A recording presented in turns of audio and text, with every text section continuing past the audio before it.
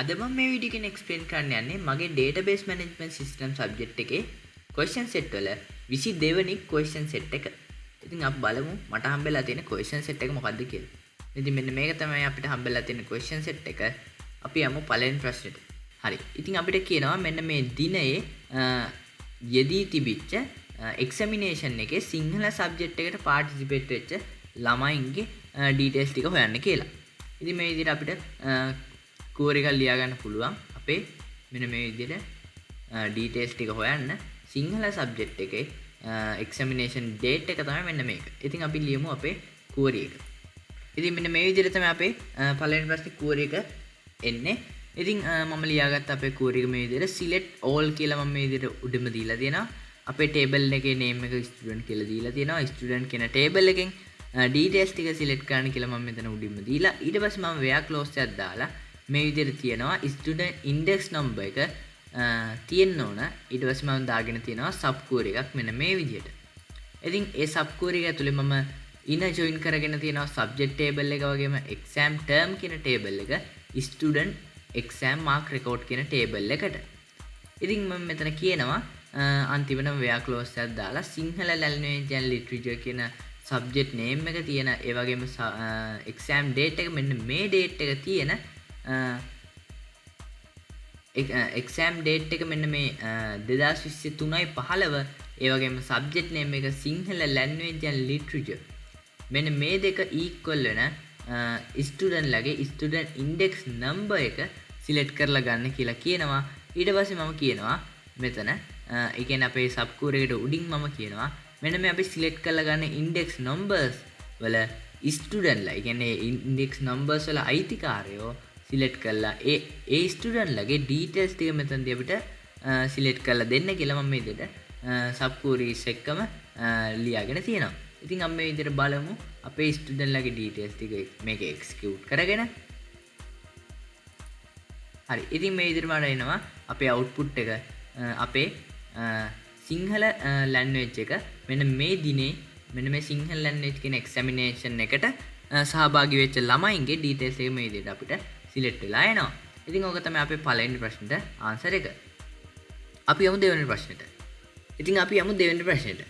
ඉතින් මේ විදිහට අපිට දෙවෙනි ප්‍රශ්නෙන් කියන්නේ සඳුන් විජේරත්න කියන ළමයාගේ මෙන්න මේ දිනේ තිබිච්ච exam එකේ තොරතුරු ටික අපිට හොයන්න කියලා තියෙනවා. ඒ වගේම අපිට හොයන්න කියලා තියෙනවා subject එකේ name එක, ඒ වගේම number of admissions, ඒ වගේම term name එක, date of the examination.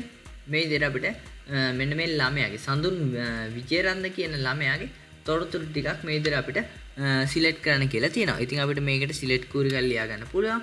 ඉතින් අපි යමු අපේ query එක ලියා ගන්න.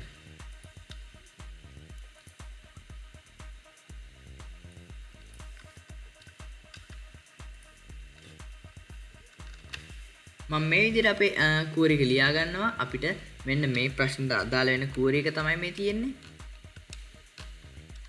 හරි. ඉතින් මම මෙතන මුලින්ම කියනවා select කරන්න කියලා මෙන්න මේ තොරතුරු ටික. ඉතින් මම මෙතන දීලා තියෙනවා student කියන table එකකින් student ගේ index number එක, ඒ වගේම student කියන table එකෙන් first name සහ last name එක, ඒ වගේම class කියන table එකෙන් class name එක, exam term කියන table එකෙන් term name එක, ඊට පස්සේ exam term කියන table එකෙන් exam date එක, subject කියන table එකෙන් subject name එක, ඒ වගේම අන්තිමටම student exam mark record කියන table එකෙන් marks කියන data එක මේ විදිහට select කරන්න කියලා කියනවා. ඉතින් මම මෙතන කියනවා ඊට පස්සේ අපේ table එක තමයි student exam mark record කියන table එක. ඊට පස්සේ මම මේ විදිහට join query යොදාගෙන තමයි මෙන්න මේ query එක ලියාගෙන තියෙන්නේ. ඉතින් මම මෙතන join කරගෙන තියෙනවා subject කියන table එකේ student exam mark කියන record කියන table එකට, ඒ වගේම exam term කියන table එකත් මේ විදිහට ඒ table එකටම මම join කරගෙන තියෙනවා. ඊට පස්සේ මම student කියන table එකත් මේ විදිහට ඒ student exam mark record කියන table එකටම join කරගෙන තියෙනවා. ඊට පස්සේ මම අන්තිමට join කරගෙන දෙනවා class කියන table එක. ඒක මම join කරගෙන තියෙන්නේ student කියන table එකට. මොකද ළමයින්ගේ table එකට අපිට class කියන table එකේ කියන්නේ ඒ ළමයා මොන class එකේද කියලා බලා ගන්න මෙන්න මේක වැදගත් වෙන නිසා. ඉතින් අන්තිමට මම where close එකක් දාගෙන කියනවා ෆස්ට් නේම් එක ස්ටුඩන්ට්ගේ ෆස්ට් නේම් එක සඳුන්, ඒ වගේම ස්ටුඩන්ට්ගේ ලාස්ට් නේම් එක විජේරත්න වෙන. ඒ වගේම එන්ක්ලෝස් එකක් දාලා මම කියනවා එක්සෑම් ටර්ම් එකේ එක්සෑම් ඩේට් එක මෙන්න මේ දිනේට ඊක්වල් වෙන ළමයින්ව මේ විදිහට මම හොයන්න කියලා කියනවා. ඉතින් ඒ ළමයාගේ තොරතුරු ටික මෙන්න මේ මම උඩදී කියපු තොරතුරු ටික මට සිලෙක්ට් කරලා දෙන්න කියලා මම කියනවා. ඉතින් අපි බලමු මේක එක්සිකියුට් කරගෙන. ඉතින් මෙන්න මේ විදිහට අපිට අපේ data ටික හම්බ වෙනවා.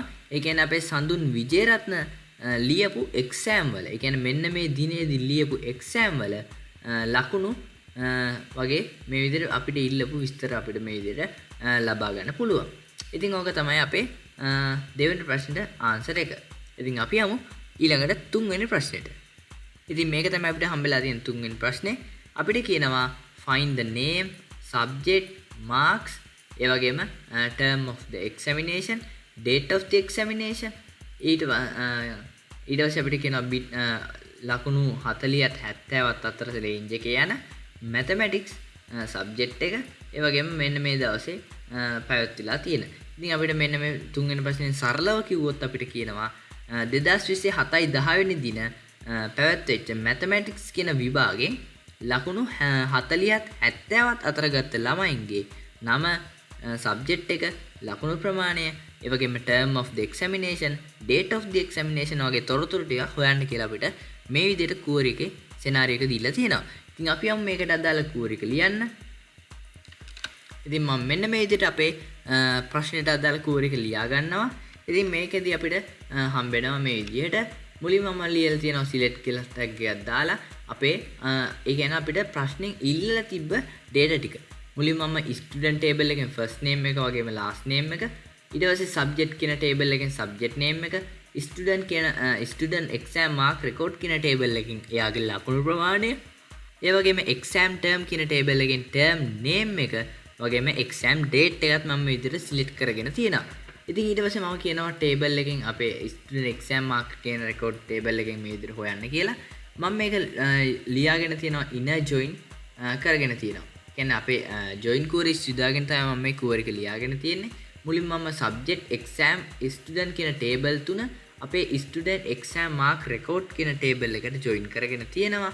ඊට පස්සේ මම where clause එකක් දාගෙන කියලා තියෙනවා subject එක mathematics වලට equal වෙන, ඒ වගේම subject term exam term වල exam date එක 2020 7/10ට equal වෙන, ඒ වගේම අන්තිමට මම කියලා තියෙනවා student exam mark record කියන table එකේ marks, ඒ කියන්නේ ලකුණු ප්‍රමාණය 40 සිට 70 දක්වා ඒ කියන්නේ ඒ අතර එන ලකුණක් මේ විදිහට select කරන්න කියලා තියෙනවා. ඉතින් මේ විදිහට මම where clause ටික මේ විදිහට දාගෙන තියෙනවා. ඊට පස්සේ මම inner joins ටික දාගෙන තියෙනවා. ඒ වගේ උඩින්ම තියෙනවා අපේ from මේ එක වගේම select කරන data ටික. ඉතින් ওই විදිහට තමයි අපේ query එක එන්නේ. අපි බලමු මේක execute කරගෙන. හරි. ඉතින් ඔය තියෙන්නේ අපේ answer එක. අපිට හම්බෙලා තියෙනවා ලකුණු 40ත් 70ත් අතර ගත්ත ලකුණු 40ත් 70ත් අතර mathematics වලට ගත්ත මෙන්න මේ exam එකේදී. ඉතින් ඕක තමයි අපේ හතරවෙනි ප්‍රශ්නෙට answer එක. ඉතින් අපි යමු අපේ අන්තිම ප්‍රශ්නෙට. Who is the highest scoring student in the first term out of the all the subject? අපිට කියනවා highest score එක තෝරන්න කියලා first term එකේ හැම subject එකකටම අදාළව. ඉතින් අපි යමු මේකට අදාළ query එකක් ලියා ගන්න. හරි. ඉතින් අපේ අන්තිම ප්‍රශ්නෙට මේ විදිහට තමයි අපේ query එක ලියාගත්තේ මම. මුලින්ම මම දාගෙන තියෙනවා select කියලා select කරන්න කියලා තියෙනවා student ගේ first name එක වගේම last name එක student කියන table එකෙන්. ඊට පස්සේ මම where clause එකක් දාගෙන තියෙනවා මේ විදිහට student ගේ index number එක equal වෙන අපේ මෙන්න මේ කියන sub query එක. කියන්නේ මම මෙතන sub queries use කරලා තියෙනවා දෙකක්. මෙන්න මේ පළවෙනි sub query එකෙන් අපි කියනවා select කරන්න කියලා exam mark record කියන එකෙන් student ලගේ index numbers මෙන්න මේ පල්ලෙහා තියෙන sub query එකට equal වෙන. ඉතින් මම අන්තිම පල්ලෙහා තියෙන sub query එකෙන් මේ විදිහට කියාගෙන තියෙනවා term name එක first term වෙන subject id එක තෝරන්න කියලා තියෙනවා. ඒ කියන්නේ පළවෙනි වාරේ subject වලට ගත්ත ලකුණු වලින් වැඩිම ලකුණ තමයි මම මෙතන select කරන්න කියලා තියෙන්නේ. first term එකේ ලකුණු වලින් ගත්ත වැඩිම ලකුණ මම මේ විදිහට සිලෙක්ට් කරන්න කියලා තියෙනවා. ඉතින් ඒ එන ලකුණ මම මෙතනදි කියනවා කියන්නේ දෙවෙනි සබ් කූරියකදී කියනවා ඒ එන ලකුණට අදාළ ළමයාගේ ඉන්ඩෙක්ස් නම්බර් එක තෝරන්න කියලා. ෆස්ට් ටර්ම් එකේ වැඩිම ලකුණු ගත්ත ළමයාගේ ඒ ළමයාට අදාළ ඉන්ඩෙක්ස් නම්බර් එක ආවට පස්සේ ඒ ඉන්ඩෙක්ස් නම්බර් එක හොයාගන්න කියලා තියෙනවා. ඊට පස්සේ මම අන්තිමටම කියනවා ඒ ඉන්ඩෙක්ස් නම්බර් එකට අදාළ ස්ටුඩන්ට්ගේ ෆස්ට් නේම් එක සහ ලාස්ට් නේම් එක සිලෙක්ට් කරන්න කියලා. ඉතින් ওই විදිහට තමයි මම කූර් එක ලියාගත්තේ. අපි එක්සිකියුට් කරගෙන බලමු. ඉතින් මේ විදිහට මට එනවා ඇමන්ඩා මවුසස් කියලා අපේ ෆස්ට් ටර්ම් එකේ වැඩිම ලකුණු ගත්ත ළමයාගේ ෆස්ට් නේම් එක සහ ලාස්ට් නේම් එක මේ විදිහට මම සිලෙක්ට් කරගන්නවා. ඉතින් ඕක තමයි අපේ හතරවෙනි ප්‍රශ්නෙට ආන්සර් එක. ඉතින් ওই විදිහට තමයි මම question set 22 එකත් complete කරගත්තේ. ඉතින් ඊළඟ වීඩියෝ එකෙන් අපි question set 23 එකත් එක්ක හම්බෙමු.